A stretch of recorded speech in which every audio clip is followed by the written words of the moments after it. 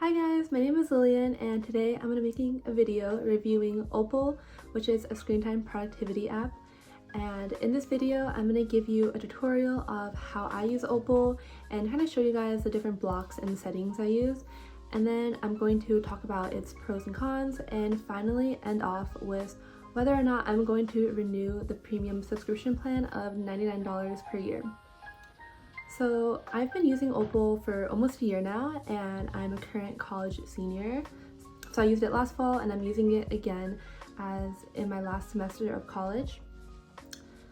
And just to give a quick overview on what Opal is a screen time productivity app, but it has more settings and features than the iOS screen time app.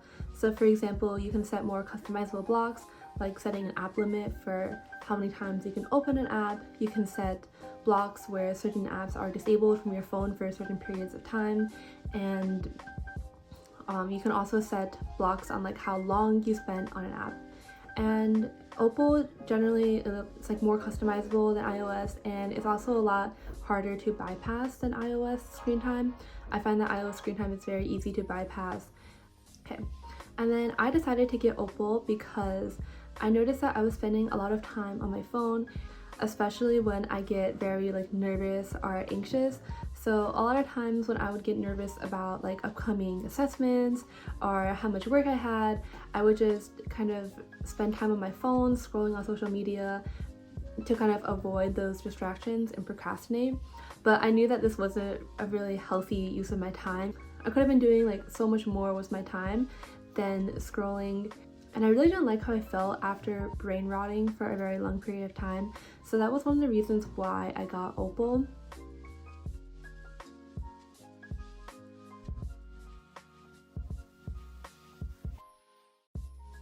So hi guys, this is what the Opal looks like. So this is my home screen. It shows the amount of time you spend on social media, and it shows these bar graphs that show the amount of time you spent that has been productive versus unproductive. And when you click on it, you can see the amount of time you spend per hour. So like for example, between 1 to 2 p.m. I spent 30 minutes on my phone, and then about half of that was productive and half of that was distracting. And it gives like this focus score of productive to overall, and also gives you the number of pickups you picked your phone up. Then when you scroll down, you can see which apps you use the most of. So for me, it's around 20 minutes of Instagram and 15 minutes of TikTok. And the one thing I like about Opal is how you can set how like distracting your apps are, and this just makes it very easy for you to see where you're spending your time versus like productive and distracting as you scroll down. And now I'm gonna go to and then you can also see like how much you spend on just like different periods of time. So if I want to look on how much I spent maybe in February, I don't know why that's nothing. Okay, I guess Opal is still kind of buggy because I can't see how much screen time I spent a month ago. I don't really use this feature of comparing how much I spent before, but if you do, this might not be good for you. But yeah, so it worked for like 1 week past. So a week past, I can see that I spent like an hour and a half on Instagram and like 43 minutes on Telegram. So if I look at where I'm doing now, I can be like, oh, okay, I'm doing a lot better than I was a week ago. And now I'm gonna go to my blocks. So I have different blocks for the weekend and the weekdays. Right now it's the weekend, so I have an Instagram block that is a bit unique. I have a 15-minute timer, and then after that time limit is reached, I block it for an hour and a half. So I really like this because I can just use Instagram as much as I want for 15 minutes, but it kind of prevents me from going on like a doom scroll, really long doom scroll, because Instagram's gonna be blocked for an hour and a half afterwards. And then I have YouTube. I have like on YouTube locked, and then if I want to unlock it, I have to kind of wait for this app screen, and then I can unlock it for 10 minutes. And the reason why I have YouTube locked on my phone is because YouTube Shorts is kind of addicting. It's kind of embarrassing to say, and also I watch more of my long form YouTube content on my computer anyways. I also have LinkedIn blocked, so just 10 unlocks, and each time I unlock it, I can use it for 5 minutes. This is for every day of the week. I just have this because I find that if LinkedIn isn't blocked, then I find that I can kind of it just becomes like my default scrolling app, and I don't like that. So having any sort of lock on it just really prevents me from making that like a default scrolling app. And then for TikTok, I actually have 3 unlocks for it on the weekends, and each time I unlock it, I can use it for 5 minutes. And you can also set the difficulty of your unlocks. So for this one, I have can be reset, so you can reset the unlocks, or you can have a hard lock, which basically when you reach it, you have to wait until the next day. But now I'm gonna go into my other blocks I have. So on the weekdays, I can use Instagram 6 times per day for 5 minutes, and this is a hard lock, so I can't reset it after the limit's been over. And then for TikTok, I can only use it once a day for 5 minutes, and this is for the weekdays. And then I also have this setting called brick phone in the morning, and basically this setting means that from 6 a.m. to 8:30, I cannot access anything on my phone except for a few apps, so like my messages and other things. And I have this so that when I wake up in the morning, I don't end up scrolling on my phone. I just wake up, I get ready, I start my day, and then after I have my day started, I use my phone. But I had set this difficulty to normal because sometimes when I wake up, like I need to use my phone for something. And honestly, this session has been really great in terms of getting me like starting my day a lot earlier. In addition to this morning block, I have another morning block where from 8:30 to 9 a.m. I can't use like TikTok, Instagram, or YouTube, and this is just so that I don't start my day off with social media. And this is pretty much like one block that Opal kind of gave us, and this block I used to have when I basically didn't want to use TikTok at all, but I still want to have it on my phone because I didn't want to delete it because of the drafts. And those are all of the blocks I have. And now going on to the profile part, so you can kind of see like how much screen time you use in regards to like everyone else on the app. And I don't really use this page that much. Oh, but if you want to use Opal, you should use my referral link right there, PDENY. And yeah, you can kind of see like your friends' screen time, but honestly like it's really buggy, so I don't really like it that much. And you can also see like your focus reports, but honestly these are not that encouraging for me because I feel like I still use my phone a lot, even though I feel like I'm not, because I literally can't use social media for certain periods of time.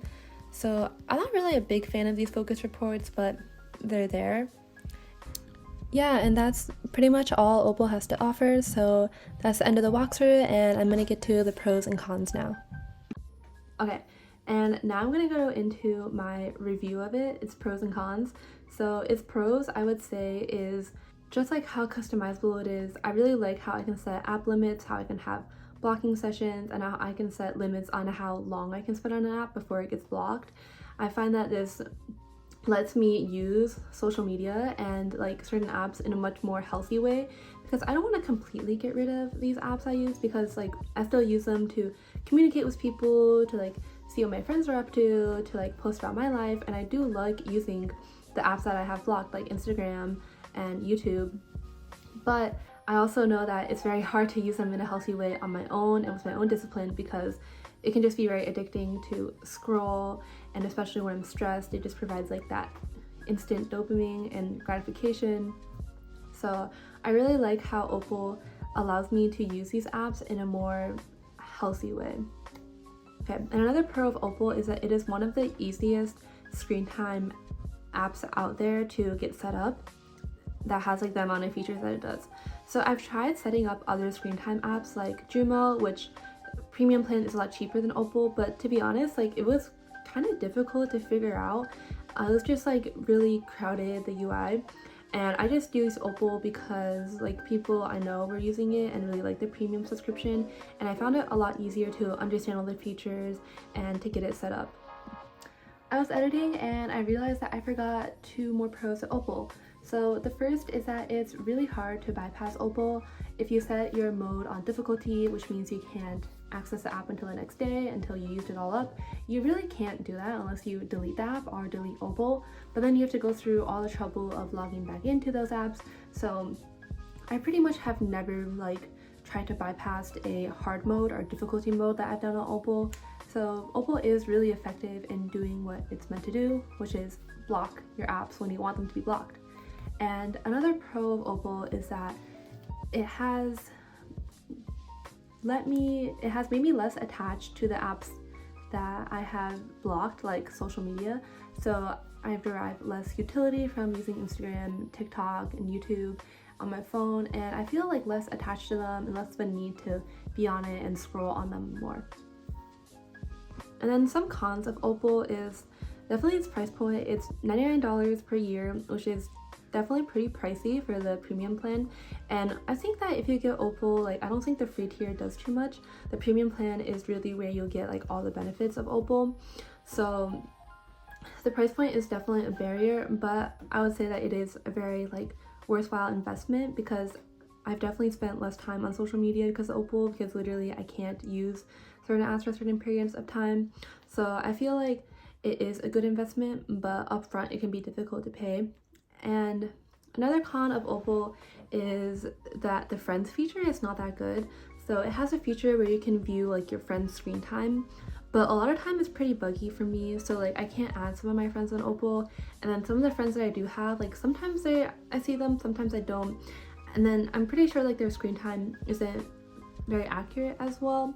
So that's something that I don't really like about Opal. Alright, so for my final verdict, will I be renewing Opal's 99-year plan?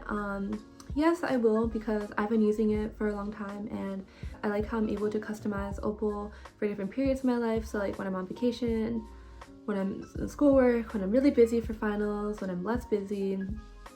And also Opal, it just works very well. It gets the job done of not letting me bypass screen time restrictions and not having me spend time on my phone. And honestly, since having Opal, I definitely feel less attached to the apps that I have blocked a lot, like Instagram. So I feel I'm a lot less dependent on my phone and these apps for happiness or dopamine. So that's great.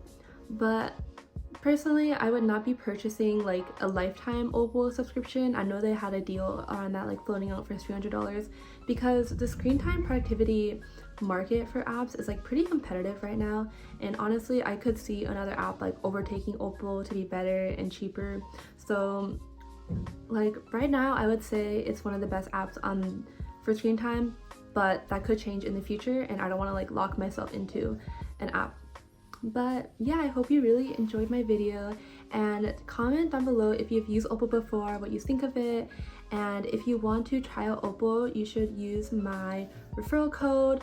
This video is totally unaffiliated with Opal, but if you use my referral code, I get some cool stuff. So yeah, use it if you want. Please use it. But I hope you enjoyed the video, and let me know if you have any questions or other things you want to see from me.